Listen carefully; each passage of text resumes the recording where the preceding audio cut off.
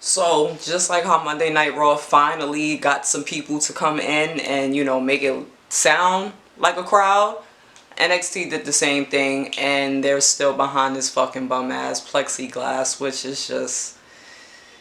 And they got them standing this whole time. Like, why do y'all still have these people standing?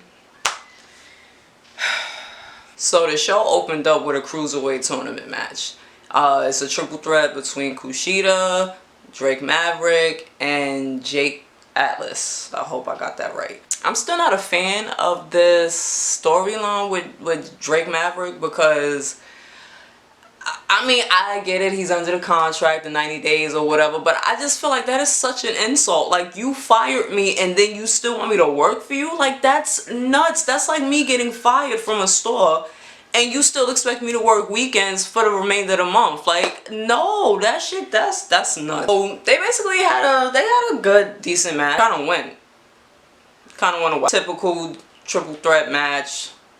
Two guys working on each other and other guys out, then he eventually comes in and then they mix it up or whatever. So it was cool. The match ended with Jake Atlas was laying on the floor or whatever, and Kushida had one arm in an arm bar, and as he's laid out, Drake Maverick comes from the other side and just puts his arm over his shoulder and pins him that way. As he's being pinned and the ref is counting 1, 2, 3, Jake is he's tapping out, but you can't really see it because Drake is on top of him, so you can't really see him tapping out. I was thinking maybe they was gonna build something up, like maybe another match or maybe a match between Kushida and Drake, just to determine who's really the winner, but they label Drake as the winner. He's gonna face El Hijo Fantasma. Hopefully that's his name. Next week in the finals. I think Drake is gonna win this. I mean, that's the least y'all can do, but it kind of won't make sense.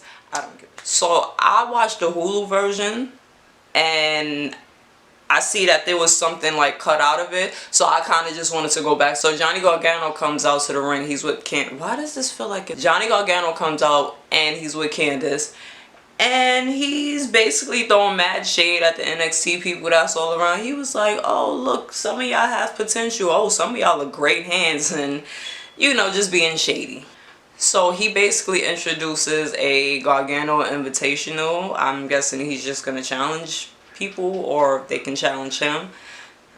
He calls out somebody named Adrian Alanis, and I mean it was a 1-minute squash match, so I don't really, it's not really much to talk about. I know he taps him out or whatever, so he's celebrating, and Mia Yim and Keith Lee are on the screen, so they basically kind of promo. Okay, so Johnny turned heel, let's say maybe a month ago, don't quote me. Him and Candice are doing like these skits where they're inside, they're in the kitchen and they're at the table and they're talking, and then all of a sudden it just turns black and white, and I guess it's like the dark side of them that's coming out, and that's basically what Mia and Keith was doing, like a parody of what they was doing. Mia basically told Candice, like, you've been in NXT for like 25 years and have never ever even like been in a title match.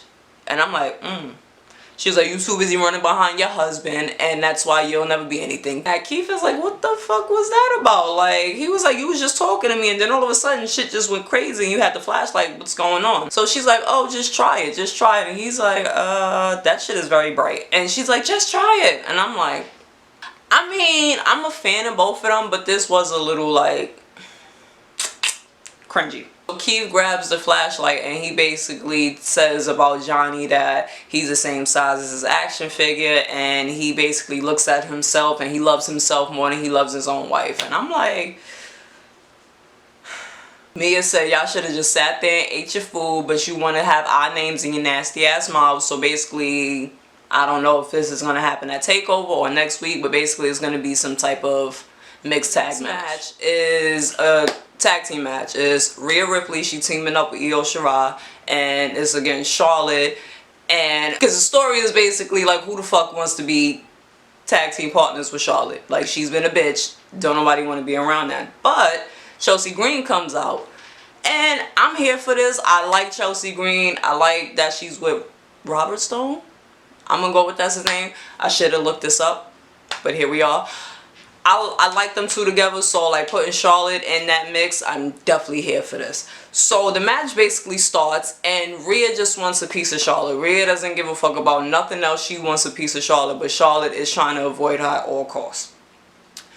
Io Shirai kind of shined in this match, like she was getting her shit off. It was just flips and kicks and stomps galore, and it looked great. She's cool. I kind of like softened up on her. Like I wasn't really a fan of hers at first, but I'm like, she's alright. It was a little miscommunication between Charlotte and Chelsea. Charlotte was chopping Io, and like the last chop, Io ducked and Charlotte chopped the shit out of Chelsea, and it was all forgiven. I thought it was gonna be some beef. I'm like, let's not do this now, ladies.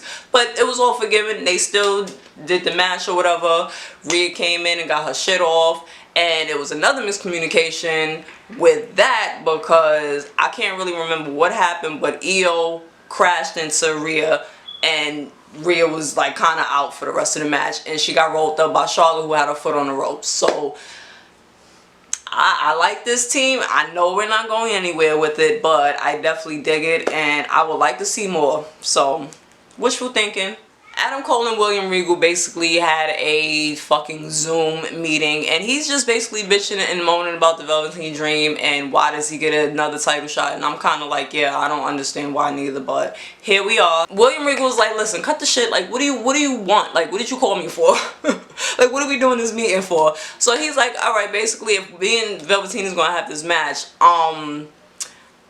if I win, which I will win, he's not allowed to contend for this title ever again. And I'm guessing when he says ever again, I'm guessing it means as long as he's champion. William Regal was like, alright, cool. You know what? I'm finding a perfect place for y'all. And I agree. I agree to all your terms. So I'm thinking like, are they going to try to have like another cinematic match? Because I wouldn't hate that. NXT finally having their own type of cinematic match. I wouldn't hate it. So I guess next week we'll find out what the stipulation would be. So Tommaso Ciampa had a squash match. Didn't really mean anything. It was basically a part of the story because as he's out there, Scarlett is just standing out there looking creepy. She's not saying anything, she's not doing anything, so it's creepy. Beth called her Charlotte and I'm like, let's not have that happen again, Beth, okay? It was a squash match. It was probably like less than a minute. He wins. This is leading up to him and Killer Kross, Karrion Kross, whatever the fuck Kross applesauce. I don't care for him. I've never been a fan. He's never did anything for me. I don't really care about his girlfriend neither, but we're gonna go on a side note. I don't like, and I don't know if this is done on purpose, but she's a very, very pretty girl. Obviously, this is why most of y'all like her, because she can't wrestle. So it's like, why do y'all have her in this makeup that makes her look gray? And I don't know if that goes with like this little killer, weird gothic gimmick that they got going on, or if somebody just don't know this woman's shade because she was looking very gray. So next is the main event. It's a steel cage match with Timothy Thatcher versus Matt Riddle. I love this match. I didn't think I would because I don't like the storyline and how this match came about. So we're going to go on a little rant about that. This whole match build-up beef seems rushed because they was only together for like maybe 3 weeks, and then all of a sudden Timothy was just tired of Matt Riddle and just turned on him and had them lose the belts. Him and Pete Dunne's belt, but you know what? I don't know what that's about. I wonder how Pete feels about that because I'm not a fan of it because it was no backstage thing where like Matt was being a dick or he was being annoying or just like maybe I missed something. Maybe it was a match that happened and Matt wanted all the shine and wasn't tagging him in. I don't know, but it just seems rushed out of nowhere.